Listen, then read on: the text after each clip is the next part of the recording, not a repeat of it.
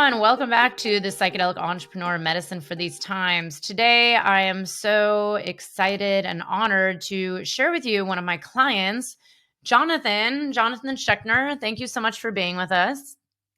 Thanks for having me. It's an honor to be here. So good to have you here today, Jonathan. So Jonathan Schecter is an integration coach, podcast host, and certified breathwork facilitator. He works with men to help them find clarity and unlock lasting change in their work with mushrooms and plant medicine. The methods he uses in coaching are the same ones he's used to transform his own life. Coming out of an abusive marriage left him feeling lost, stuck, and unhappy. Within this dark night of the soul, and during a deep exploration of self working with plant medicines, he discovered breath work and started prioritizing the integration process as much as the time he spent within the ceremony space.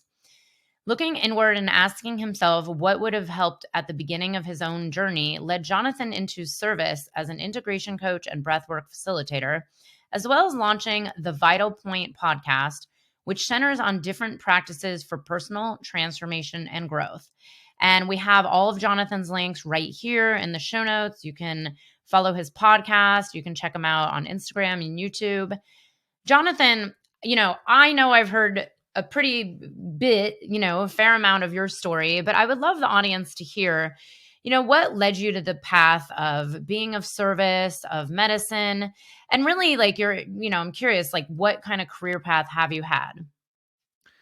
That's a really great question, especially the career path part, because I feel like that's just continuing to evolve and unfold and be created in a really amazing way. So short version, I was working in insurance in my early 20s, ended up going to Tibet. And I know there's a few spots between that, but I want to keep it brief. And I met my ex-wife there and came back to the States and started sort of just a normal life. I worked at Trader Joe's as a manager for 7 years. And then I was working in government contracting. And during this time, her health started to deteriorate in some really interesting ways. First, she started to have these seizures that were happening out of nowhere. And long story short, what we ended up finding out was that there was repressed sexual abuse from her childhood that was coming up that she didn't know about and really didn't understand how to deal with. And neither did I. And that resulted in her attempting suicide. And she didn't know how to deal with it. I didn't know how to support her or deal with it. To put that into context, we didn't talk about it for a year. So the she really didn't understand how to work with what was happening, and the way that she decided to do that was to start drinking and continue drinking more. And as that happened, our marriage just started to deteriorate and get abusive. And we tried to go to therapy. She didn't want to do it. And so there was a point where I said, I have to take care of myself. And so I went back into therapy, and I kind of rewound the clock to when I was living in Tibet and was like, well, what was I doing that was helping me? I was meditating every day. I was doing a lot of inner work. And so within a year of me going back to therapy and restarting my meditation practice, I left that marriage because I was learning how to have boundaries and, have some self-respect and love for myself that I just didn't know that was possible. And coming out of that experience, it was really important to me to do inner work on myself because I didn't want to end up in the same type of a situation again. And I knew that even though I was the one that had been abused, I was also the one that stayed there for way too long. So I'm I can't just be the victim here. I want to take responsibility for healing myself. And the last couple of years of the marriage, one of the things that started to really tip the scales for me was working with mushrooms. And my ex-wife was not supportive of that. So during the last few years of our marriage, it was something that I was kind of doing in secret. I would have 2 or 3 times a year where I would have a couple of days to myself, and I would go and do 5 grams in darkness, like the whole Terrence McKenna route. In addition to going to Detroit for a music festival, and that was like kind of where I got reintroduced to that medicine. And so I was like, okay, well, now I don't have to hide this from somebody.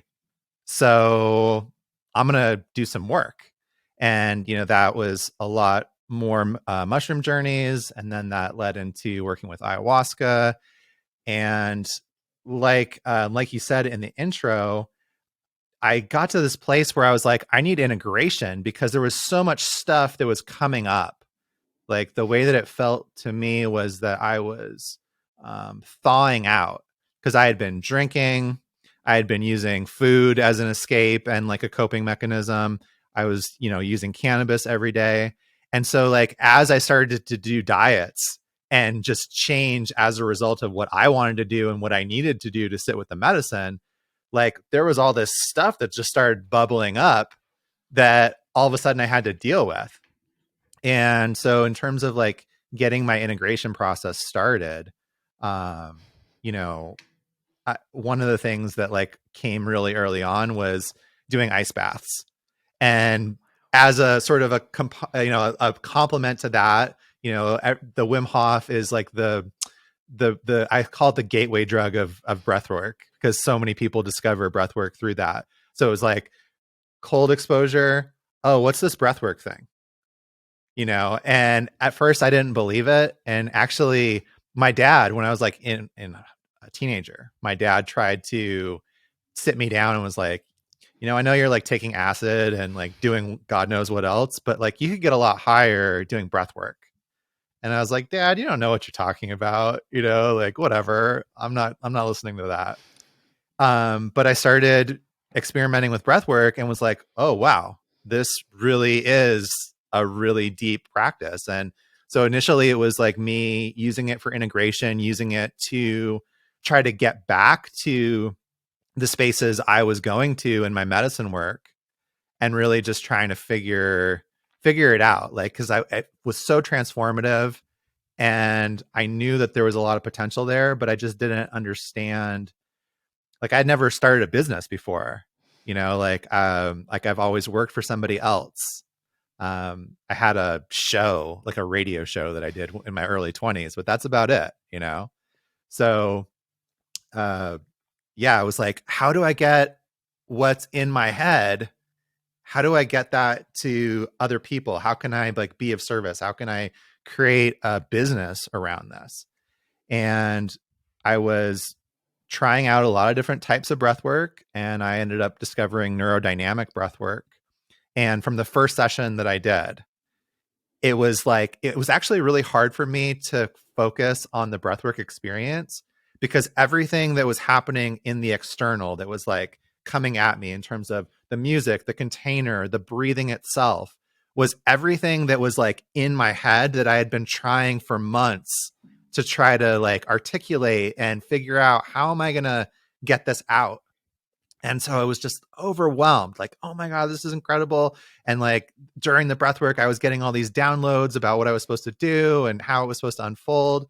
And after the session, we emailed the founder of Neurodynamic Breathwork, Michael Stone, and was like, oh my God, this was so incredible. Thank you so much. And he was like, oh, I'm glad you enjoyed it. We're actually starting our first facilitator training like in a couple of months. And I signed up like right there on the spot.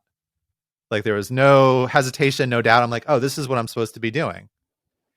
And so like the turning point of that kind of came for me like once I realized what I had done. It's like, okay, let's do the math. Here's this breath work that's basically like having a psychedelic experience.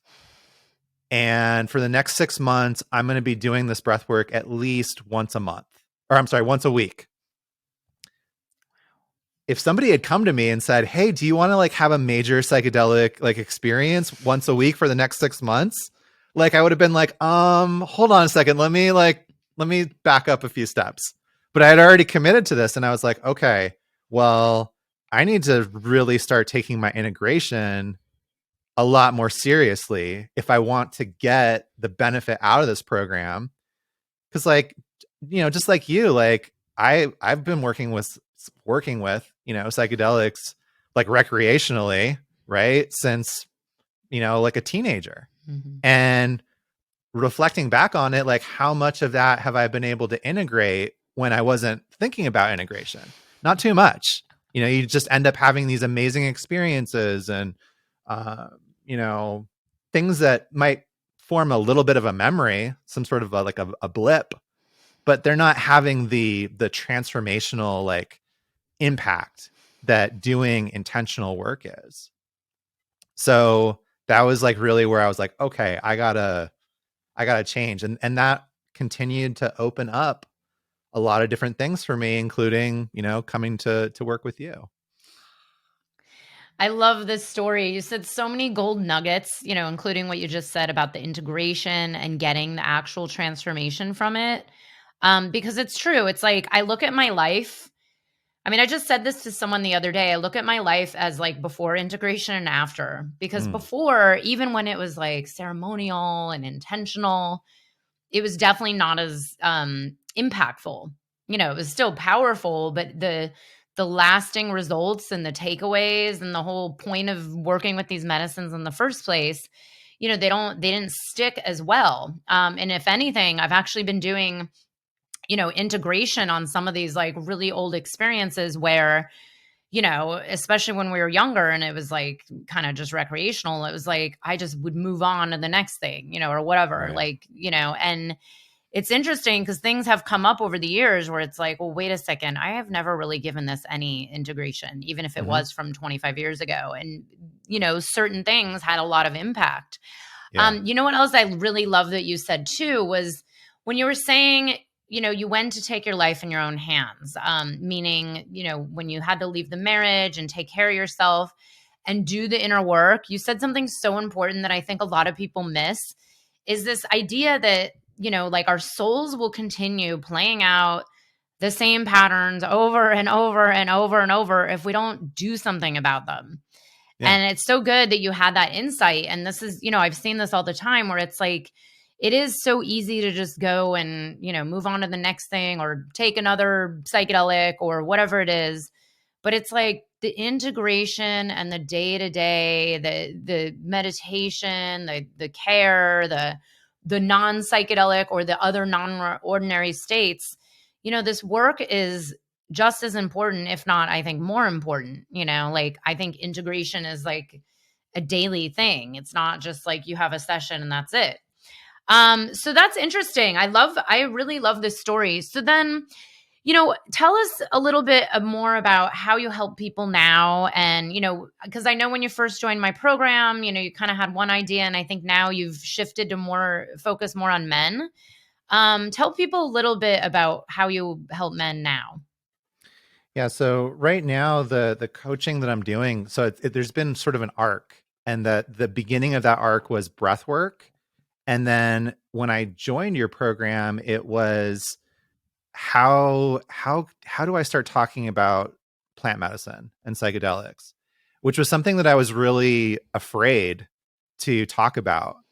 It took me a lot to just kind of get over that. And it's interesting, like everybody's doing their year end sort of recaps right now, and I was looking at the videos and stuff in my phone last night, and I was looking at stuff I was like posting in January, and it was all about that. I was like, oh, I'm coming out of the closet, the psychedelic closet, because, and it was really, really frightening.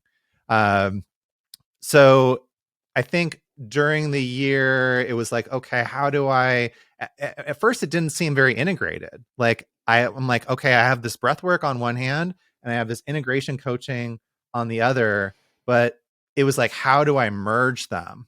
It didn't really seem like it was clicking. It seemed like I had like these two different projects. And where I'm at now is like, I'm like, wait, no, this is one project. Like breathwork is a super, super potent way to support your integration, to prepare for plant medicine, and not just the deep dive like breathwork sessions, having breath awareness practices, having practices that help you ground and regulate your nervous system so that, because like you're going into a ceremony and you're intentionally dysregulating, like you're putting yourself into a stressed space, no matter how like much you want to let go and, be present with it. Like there's stuff in your nervous system that you don't have control over. So having breath practices that like let you know like, hey, I can handle this. And as it gets uncomfortable, I have practices to help me regulate and like calm myself. That's only going to like help you go deeper in the medicine, right? And then coming back after the integration, so like breath work to me is the most important thing that you can do for integration because you're doing it all the time.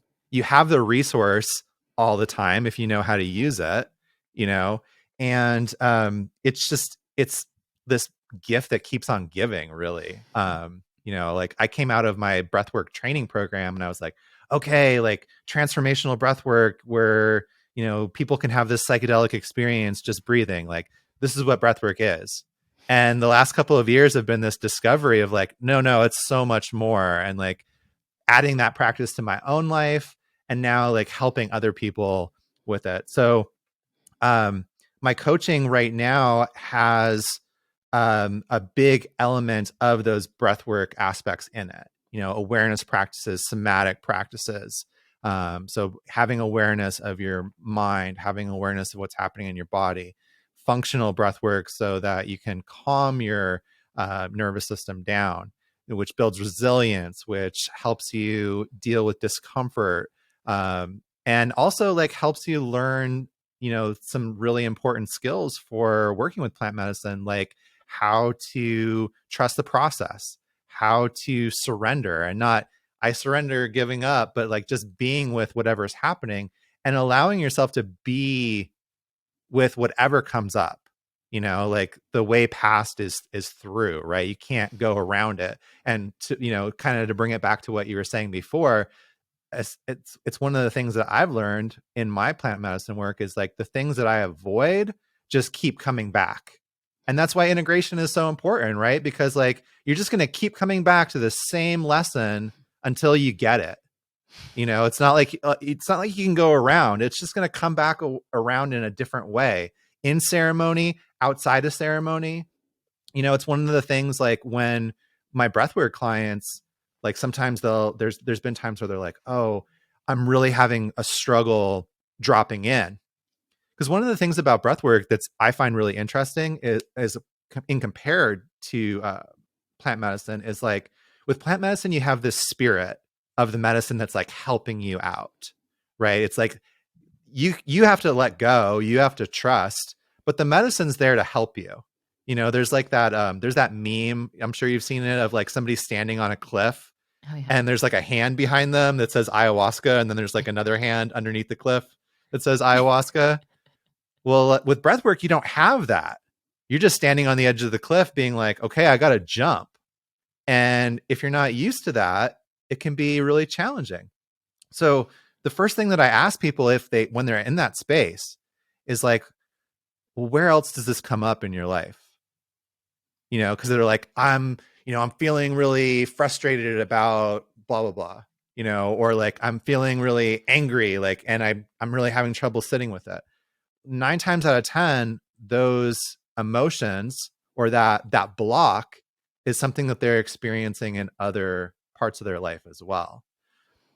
So I think that the coaching is, like you said, creating the container so that the medicine experience is easier, so that people are more prepared to let themselves go and get into the medicine experience and get something out of it, not just have this experience that like comes and goes. Because that was one of my inspirations for wanting to be of service, was sitting in integration circles, sitting in ceremony circles before, ceremony, and talking to people and hearing the story over and over of like, well, I'm here again.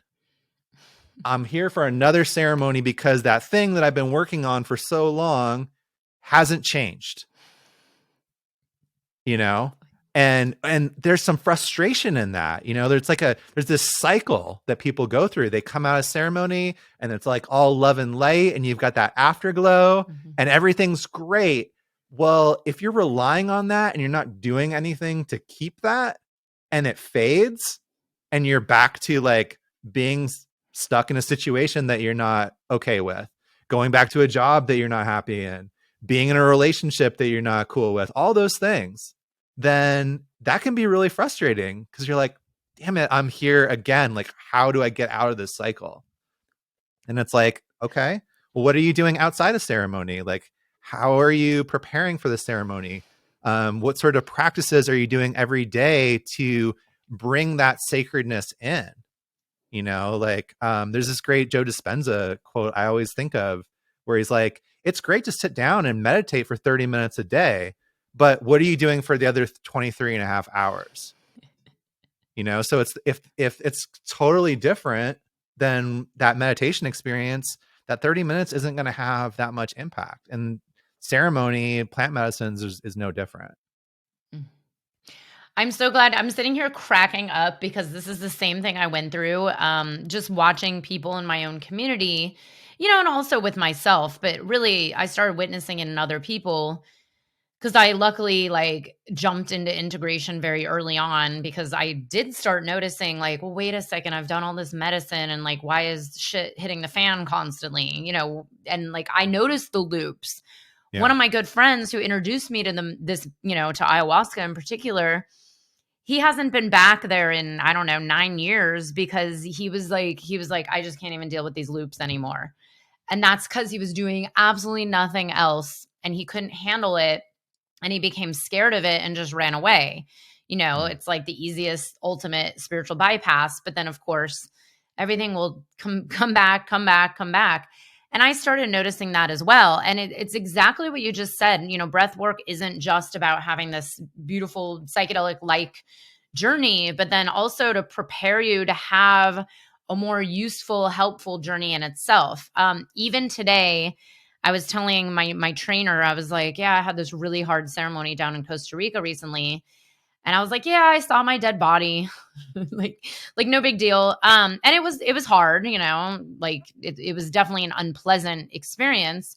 But he was like, oh my God, what'd you do? And I was like, oh, well, and I thought about it. I was like, well, if this were me 10 years ago, I would have just, he's like, oh, can't you just like avoid that and like run off? And I was like, yeah, 10 years ago, I would have done something to not sit in the challenge. And now I've regulated the nervous system so much and learned how to sit in that discomfort, which I really believe is actually the medicine for these times because the world is getting more and more uncomfortable. And it's like as above, so below, right? We are training ourselves to better sit with challenge, you know? And so I was like, no, I just sat there and witnessed it and just went into it and waited for it to go on to the next thing, you know, and it is what it is. And then have been integrating it ever since. But it's that same thing that you said. It's like, this is where, because even other people in this psychedelic world, interestingly enough, I've talked to some of them where it's like, you can hear them say things like, well, that was a really bad experience, or I didn't like it, or I just, you know, I won't do that again. And it's like, well, you know, maybe there is something there with like having the right preparedness to be able to sit in the discomfort.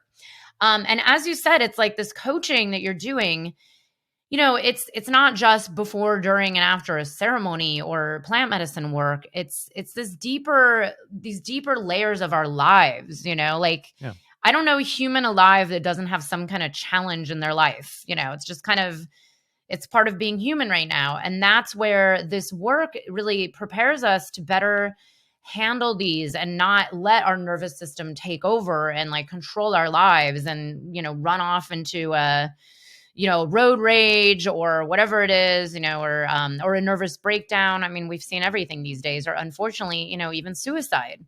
So let's talk a little bit more. I love how this is segueing in because, you know, I love how you noticed where you were when you began the mastermind, where you are now. And, you know, I do want to say Jonathan has an awesome podcast. He's very active in doing breath work online, I think also in person in Arizona as well. Let's talk about your experience, being in this mastermind. One of the reasons I wanted to bring you on here was that, I've been doing this for many years and I'm very, very grateful to have such awesome clients. But with you, from day one, I was like, wow, Jonathan, if I could just clone Jonathan into all my clients, I would. Because and I think this is like your path. It's like the medicine, the meditation work, the breath work. You've been able to navigate the ups and downs of entrepreneurship with such grace. And not to say it's easy. We all know it can be challenging, but you've handled it very well. And I was always like, wow, just when I think someone's about to like implode and want to quit their business and want to give it all up, and it's so easy to want to give up on ourselves. But Jonathan just kept going, but he kept going with the right balance of, self-care and not burning yourself out and awareness. So let's talk about, what was your experience like? And like, I'm curious, how do you feel like you've grown as a person, as a person and professionally as well? Well, before I answer that, I just want to take a moment to receive what you just said. I really appreciate it. And one of the things that has been a challenge and that I've been working on is that I don't feel that way. Like, hearing you say that, like being able to receive what you just said, which is just such a wonderful, like, validation of everything that I've been working on. Like, that is really not easy for me to actually receive. In fact, like, that's been a lot, I feel like, of my struggle this year, is like just hearing things like that and not believing it. Like, there's definitely a part of me that's like, just sort of detached, like watching and being like, wow, like, you're just okay. That was like really nice compliments. And I've literally talked about this with my therapist, where I'm just like, I just want to believe it with the same, intensity that people are, sharing with me. So yeah, so much growth. Oh my God. Like, I mean, from the get-go, I mean, I I appreciated Sinclair, on your podcast, bringing up this joke that I've had this year, that I felt like paying for the program was going to be the hardest part. But yeah, this actually started like a year and a half ago. I was doing a workshop with Mastin Kipp, and I had this insight during the workshop, because Mastin's this trauma-informed business coach, that not being able to ask for help, feeling like I had to do everything myself, was a trauma response. Mm-hmm. And that I wanted to change that. And so it was like, okay, I'm going to get a personal trainer. I'm going to hire a business coach, like all these things. And so literally, like, it's really not an exaggeration. I thought the worst part of this is going to be paying for it. And I even set it up, like, I opened a business account. So like, I put it on my business credit card. I got it like a, 10% of that cost back from opening that credit card. And I had all the money in the bank to pay for it in cash. It was still so hard to do it. And, I remember being on the call with you and you being like, hey, so how does this sound? And I specifically said, I knew that I was in 100%, but I was like, you know what? I'm going to sleep on it, because I wanted my nervous system to feel the experience. I wanted to let my body experience what was happening and go through the whole cycle, because I've definitely bought things as a trauma response before, and then regretted it. And then the thought loops start after that of like, oh my God, what did I do? And like this whole cycle. So I was like, no, I know what I'm doing, and I know I'm 100% going to do it, but I'm just going to let this play out, because I want to grow. Like, I want this to be a growing experience. And then, yeah, I thought it was going to be downhill from there. And it's been nothing but, like, you've said it before, and I really think it's true. Like, being in a mastermind like yours is like being in a ceremony for a year. It's just like this constant up and down, like growth, expansion. And yeah, I don't know, like hearing what you said, I guess I don't feel like there's any other choice. Like, I don't look at it as like, well, maybe I'll quit. Like that thought just doesn't enter my mind. And maybe I think part of that is that I have had a job, like a job during this year. So it's not like I'm not freaking out financially of like, oh my God, I need to sell another course or book another client. Otherwise, I'm not going to be able to pay my rent, you know? But that was also kind of my intention getting into entrepreneurship from the get-go, was like, I'm pretty miserable at my job and I get paid really well to do it.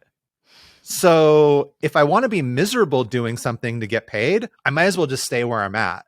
Like, I want this to be fun to some degree, like I want to do something that like lights my soul up, that like is calling to my purpose and like connecting to who I want to be and the way I want to show up in the world. Because the reality is, like, the world doesn't need more business process analysts. Like that's my job, and I'm good at it, and I've been doing it for like 10 years. I get paid very well for it. But that was where I came to, is like, the world doesn't need more people doing that. The world needs more people that are like being of service, helping other people out of their darkness, and I still get like really weird sometimes about like being in the role that I'm in, because I feel like sometimes people are like, oh my God, thank you so much. And I'm like, you're the one that's doing the work. Mm-hmm. Like, I'm holding space. I'm the reflection. Like, I'm maybe setting an example, hopefully. Right. But like, you're doing the work. I'm just here, and they're like, no, but you created this container. Like you created the space for it to happen. And I'm like, okay, thank you, but like, don't thank me, thank yourself for showing up for yourself, for doing the work. So isn't that interesting? Like, that I can reflect that back to people, but I still have a challenge, like accepting that myself. Like that just came up as I was talking. I was like, oh wait, isn't that what Beth just said to you? Yeah. Like, and it's always like, and it's the same, of course, for me at a different level, right? It's like when I hear you guys, like my clients saying like, thank you so much for this amazing container. Oh, this has been so helpful, blah, blah, blah. I'm like, I don't know. I'm just doing what I'm supposed to be doing here. Like I actually really feel, and I do believe the more we just keep going with this, we get to that place of really becoming the channel. Like there's times where I actually will deliver an entire workshop or an entire coaching call, and I actually don't really even recognize who's speaking. It's like, no, I'm just doing whatever's coming through me right now. So it's not me. It just is. And it's exactly what you say. It's like, just living that soul's purpose, and, whatever happens. And it's the same thing that you were saying before too, about like, it's not even an option to just quit, I've just seen this so many times in the past, whether it's with former clients or even in masterminds that I've been in, where people are even, years in their business and they just go and quit out of nowhere. Like, just because they don't have resilience. They don't know how to sit through challenges. They don't have nervous system and emotional regulation, which I personally believe is like, as an entrepreneur, is one of the main qualities that everybody needs to start developing, because it is easy to just, give up, or they get down, or maybe something doesn't go well. Or, I mean, it's like everything in life. Things are not going to be perfect 100% of the time. Yeah. So we have to develop this. And it is so funny to hear this story on the other side about, receiving this, because even just, even the way you handled just that, I'm like, oh my God, if every man or every person on this planet could actually just be this insightful and also vulnerable in sharing, here's how I feel, here's how this is landing for me. And I think this is why, being in a mastermind or being with, you guys see, like, I've become super vulnerable over the year. Like, I don't hide and pretend that everything's perfect, because that would just be BS and it would also Right. not serve, Right. and it's also like, hey, remember that all those people out there that you're learning from or going to trainings with, or even the people you see on the internet, they're humans, like Yeah.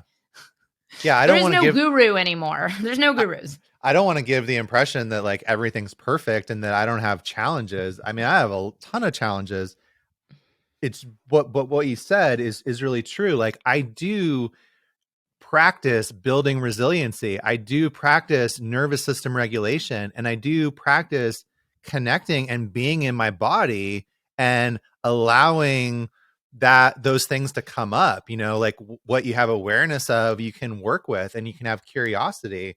And from the get-go, there's been this, within your program, there's been this attitude of like, well, rather than looking at it in this dualistic way of like, either I'm successful or I'm a failure, if something doesn't work out the way that I wanted it to, what is that teaching me? And part of that comes from my Buddhist work, like my teacher says, when you get to a certain place, everything becomes the path. So it's like, what is this situation teaching me? And within your program, like for instance, we set up a 6-month integration coaching container for me. Like that's something that you helped me do, right?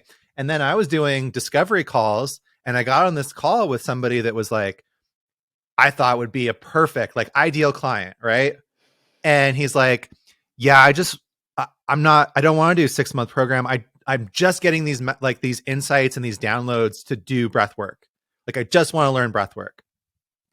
Well, I could have said, sorry, I only have a 6-month program, and so I can't help you. But I was like, okay, well, here's what we're going to do. How about we create this shorter breathwork centered coaching program, and you can be like you're going to be the pilot, and we're going to create it together. So like, if there's something that doesn't work, I want you to tell me. And just so you know, like, we're going to be creating this in real time. So like, that's why I need that feedback. And it was just that easy, and now I have, like a 6-week breathwork coaching container that's actually helped me have more clarity about like teaching and coaching in the larger container, and about how I want to teach breathwork in my breathwork classes and workshops and like other things that I'm doing, because I went through that process and I was like, oh, okay, we need, it's like I was able to adjust the recipe, like, oh, we need a little bit more of this here, and we need to focus a little bit more time on that. So that was a choice, right? Like I could have been like, no, can't do it. But it was like, cool, let's just play jazz. Let's like go with it. And, you know, um, let's learn, like, what is this situation teaching me? And like, what can I get from it in terms of experience and learning and still being of service, And That is it. it was amazing. Like we got done with the program, and I was getting like a testimonial from him. And the things that he shared with me were like above and beyond. Like he was like, I was like, so what did you get from this program? And he's like, the first thing he said was, well, it helped me start my business. And I'm like, what? Like, Oh my God. okay, that's amazing. Like, I thought we were going to like help you sleep better and like regulate your nervous system, That's huge. Yeah.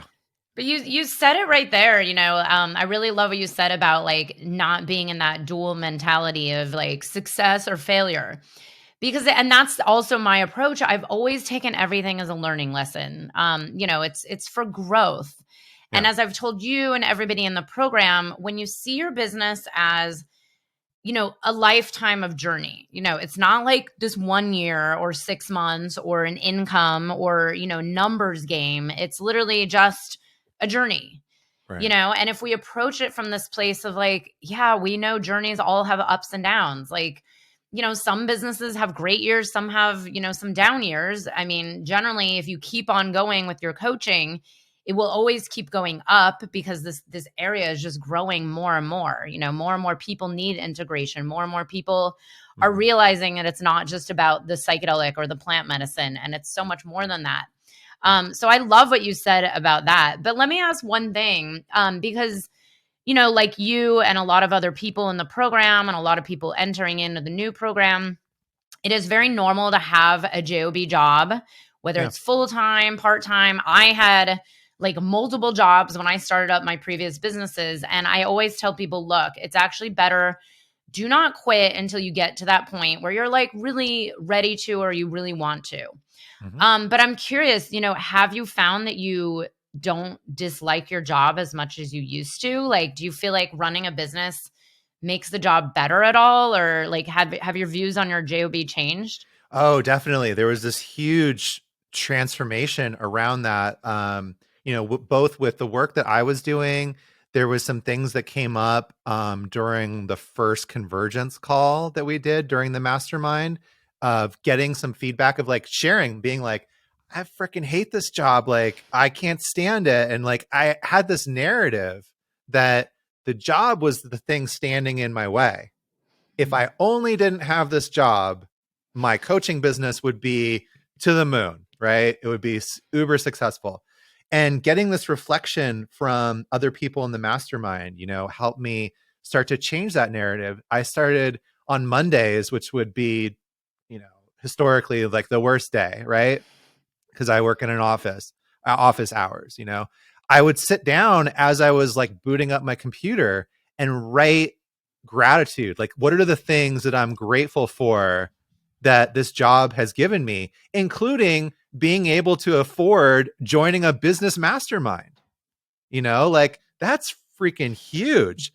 And then there was a friend of mine that I was talking to him about this in an integration group, and he also has a job, like a day job. And he said, well, the way that I look at it is that the day job is my side hustle. Yeah, yeah, And I was like, oh, yeah. wow, okay, that was like a game changer too for me.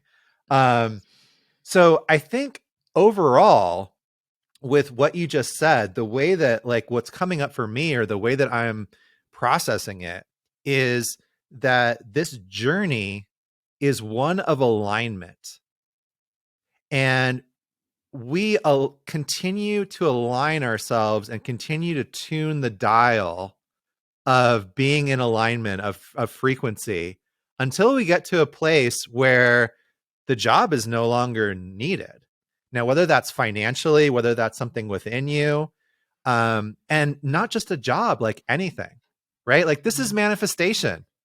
It's not like I'm going to be so happy when I get $1 million. Yeah. It's like, no, I have $1 million and feeling that feeling of happiness or whatever your goal is. Mm-hmm. It's like it's tuning in and aligning yourself to that frequency and then adjusting your behavior so that you're still in alignment, right? So to me, like now, like, yes, I still have that job, but I continue to change my alignment. Like my alignment is still dialing in, and I can see like the horizon of where that alignment is, like to a place where I don't need the job, and it's exciting. Yeah. And I'm super grateful for everything that has given me and continues to give me. So yeah, it's been like a total 180 and reframing, uh, which is fantastic. Because who wants to be miserable I all the know. time? That's, You know, that's it doesn't help. exactly it. I It doesn't remember help this. you, I know. Yeah, no, it's just like it just brings you down every day, and it's like right? we create this suffering. And I remember myself when I was starting my very first business, and I had a job that was like the worst. And it was not only that; it was like 14-hour days on a regular day. You know, it was like you couldn't even work a normal 8-hour day there. But I remember I don't even remember how it happened, but I did that like you. I had this like moment of perspective shift. And I had already started my business, and I was like, you know what? I'm going to look at this job as a means to kind of like the side hustle, as like a means to then be able to work on my business. And I started appreciating my job and have gratitude for the money and gratitude for the opportunity. And all of a sudden, the job just got better. It was like everybody around me at work was better. Everything about it got better. And then there was that one day where the job just went away. I didn't even quit. They laid me off, they got bought out. And I've seen this happen with a lot of people in the mastermind where it's like, well, if we make the best, make the best out of the situation and approach it from this different perspective, you never know what the universe has in store for you. It might, or I've seen other people even bring their coaching or their breath work or their, like I've had clients work in hospitals and bring their like, quote, alternative healing into their job job. And that's where things got really crazy, where I've seen people get, their job then wanted to hire them to teach something to their office. I've seen everything. And it's all about this perspective shift.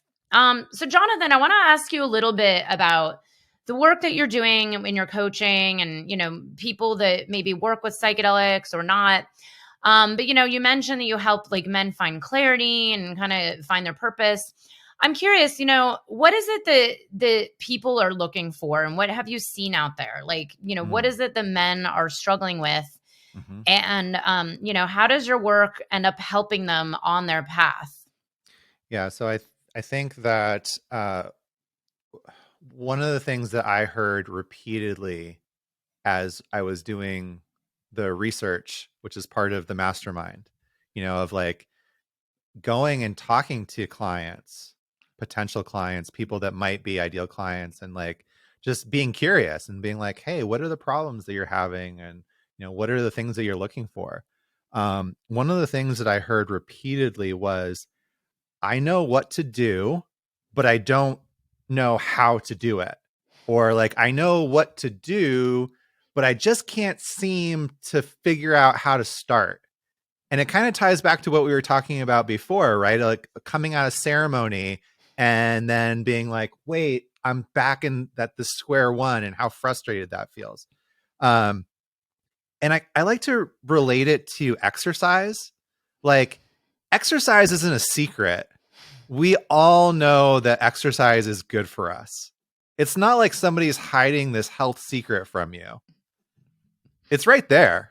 It's everywhere, in fact. And in like next week after, the new year, there's going to be a ton of people in the gym that like are like, okay, we're going to give this another go, right? For 3 weeks. Right, for 3 weeks. And then they're going to be back at square one, right? So it's not that we don't know what to do. The trick is like figuring out how to do it. And for me, the answer to that question that I found is what's happening in my body and what's happening in my nervous system. Because all the mindset stuff, all the manifestation stuff, it really works. And if something in your subconscious, something in your somatics, something in your nervous system is not aligned with what's happening in the mindset, it's not going to happen. So it's like, it's a pretty simple process where it's like, okay, this is my goal. Great. Okay, let's work on that goal. If the mindset of like, let's just go do that goal doesn't work out, then we can move to the next step, which is what's happening in your body. What happens when you think about going to the gym, or what happens when you think about leaving your job, or getting in an ice bath, or going to the jungle and, sitting with ayahuasca, and let's work with that. Let's help you become more resilient. Let's help you learn to sit with that and give you tools so that it's not so scary. Because ultimately that's what's happening. It's like we have these amazing systems that we live in, right? That our consciousness, it lives in, and they're really, really great at what they do. But we end up having trauma or, experiences that weren't so great a lot of the time in our childhood, but then there's things that happen other times. It's like those programs and those messages get stuck in there. And then things happen in our day-to-day life and we don't know why we get triggered, or, why we feel a block, or why we can't go to the gym, or why we can't leave our job. But it's like, I can't do that. We just get stuck. And so if you take it a step back and start to address the nervous system, start to work with the body, all of a sudden those blocks go away, because that's like what the real issue is. You can't outthink what's happening in your nervous system, but you can learn tools, to work with it, to have more awareness of it. And, there are amazing practices like somatic experiencing, like bilateral stimulation, like meditation, that can help you have more awareness of what's happening, so that, and sometimes it's like working with somebody else as well. Like, I would never suggest that somebody just have like one person. It's a team effort. Like, I've been doing somatic experiencing pretty much since this journey began. And in February, I'm going to start doing my training for it. Cause that was another thing that like came up during my work, was like, I really want to help people like understand and get to the spaces that I've been, being able, like earlier in this call where I'm like, wow, like I just want to take a moment to receive that. Or before I got on this call and I was like, wow, I feel really nervous, and I'm a podcast host. Like, I know when I feel like really grounded and really like good. And I'm like, okay, I know the drill. And then there's certain times where all of a sudden I'm like, oh, wow. Okay.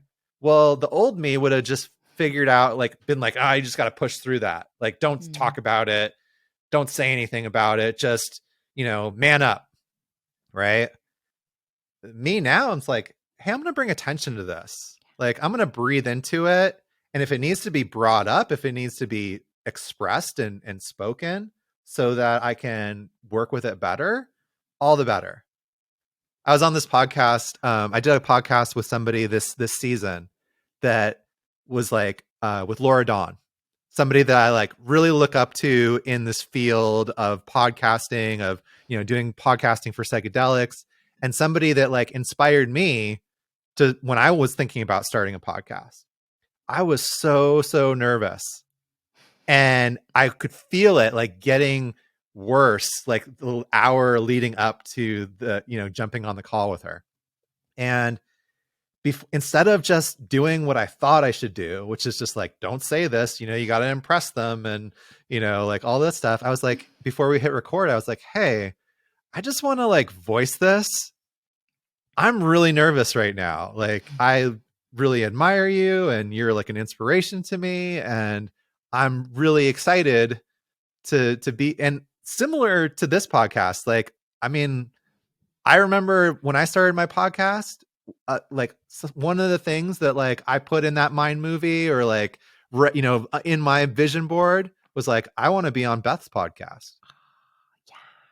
Manifested. So like, to have this experience be manifesting today, it's really special to me. Like, I feel really great. And being able to lean into that and express it and voice it, and not feel like, oh, I gotta be ashamed of that, I gotta hide it.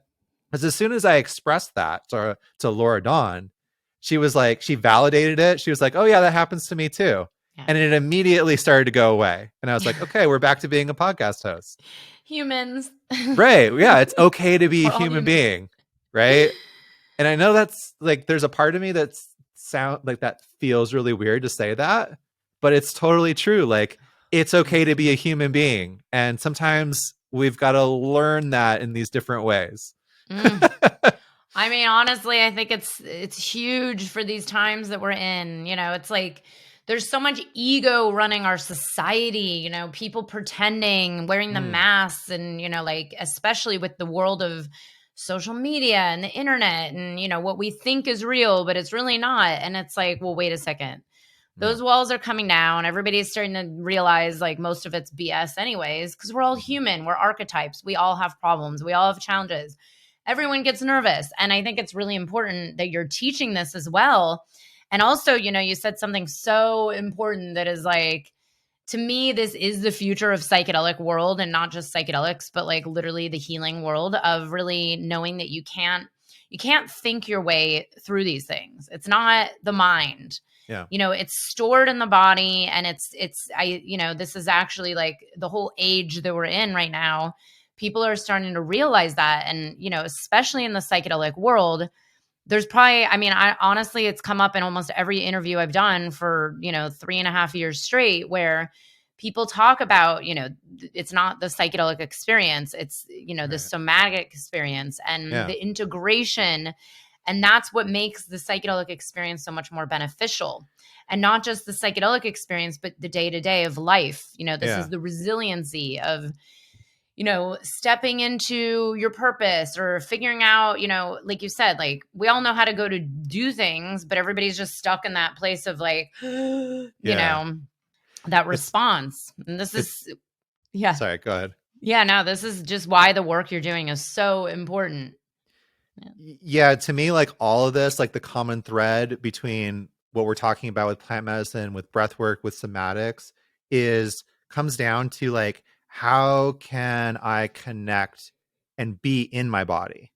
Like, it's fairly easy to get out of your body. In fact, we spend a lot of time like trying to escape it, right? Or intentionally sitting in ceremony or doing work where we're getting out of the body, but you can't always be in that space.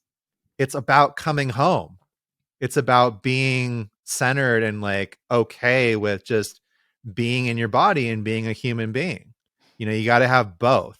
Because like if all you know how to do is like drink some medicine and be in a ceremony and be outside of your body, you're not going to really understand how to integrate that back into the the rest of your life.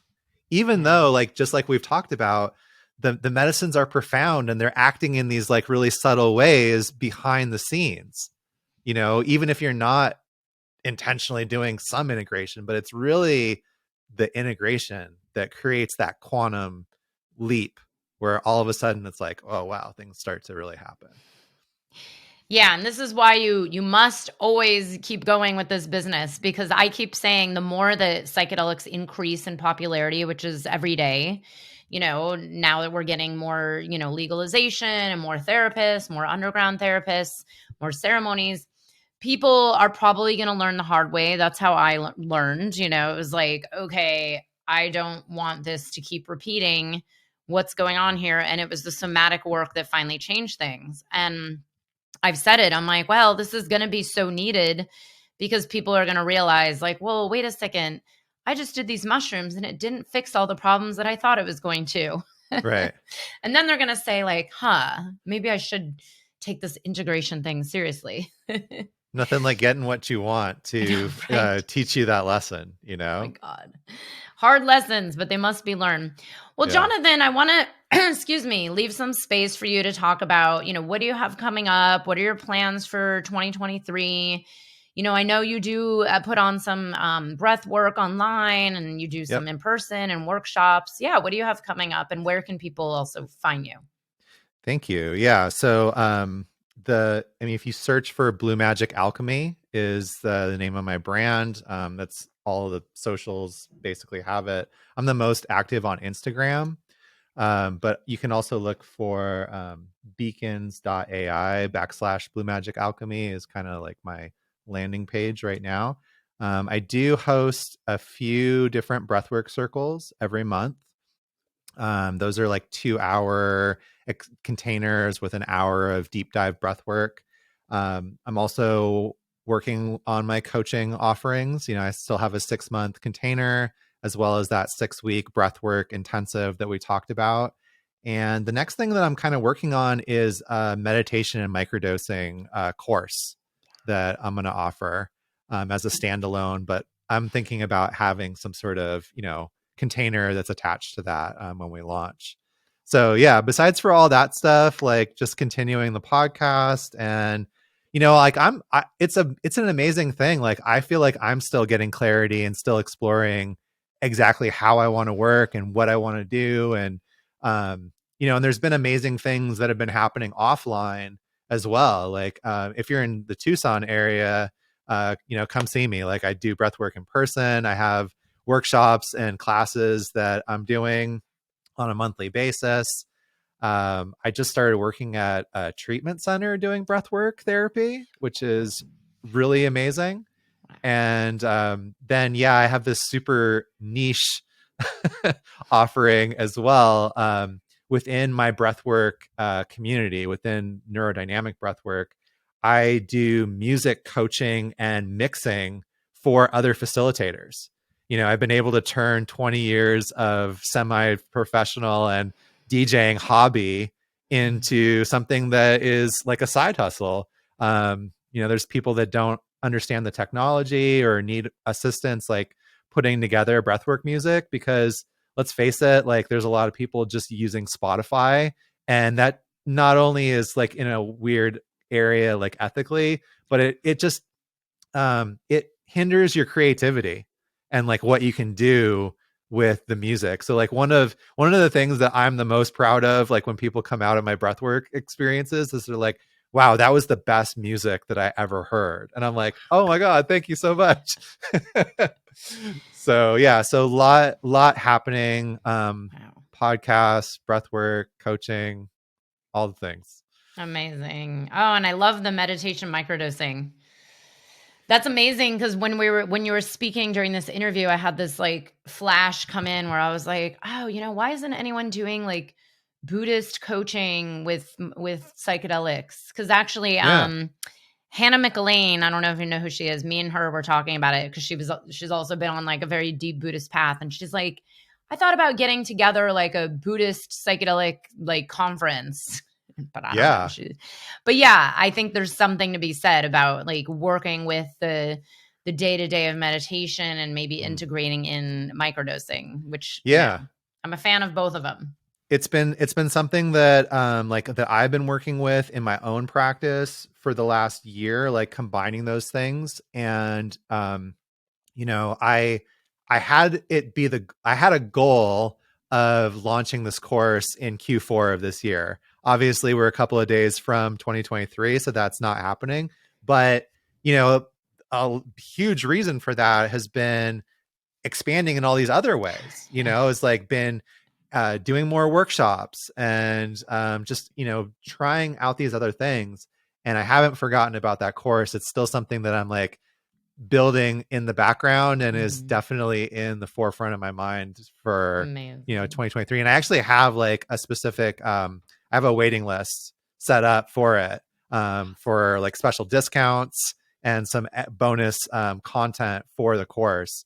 So if you go to that beacons.ai/Blue Magic Alchemy, or reach out to me and we can get you to that page, because it's going to be awesome. Like I mean, I've been practicing Buddhism for like 20 years now. And so not only is that a huge part of the framework of my life, it's also like informed a lot of my psychedelic and plant medicine experiences. Like when these things happen in the medicine space, I'm like, oh, okay, there's a framework that I can interpret it through, and like a lens that I can use to understand it in a little bit better.